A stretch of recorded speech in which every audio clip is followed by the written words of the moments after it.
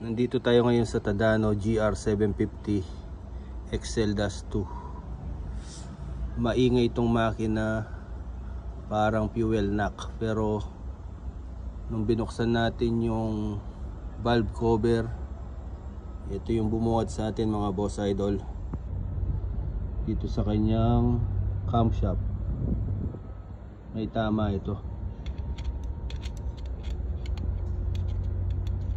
Naging tama niya, kaya may ingay itong makina.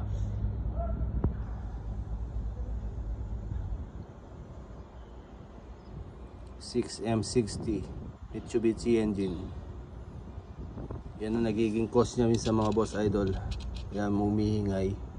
Ito yung mga injector niya, yan injector.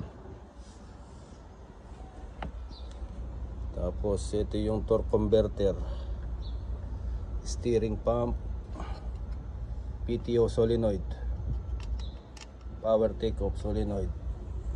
Tapos main pump, ito steering pump, outrigger, swing, yan magkakasama yan.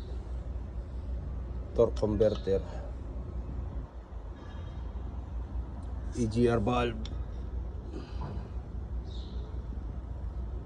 Okay mga boss idol, paki-subscribe na lang sa aking channel, Boss Idol Soy, Boss Roy Cortez Vlog. Maraming salamat.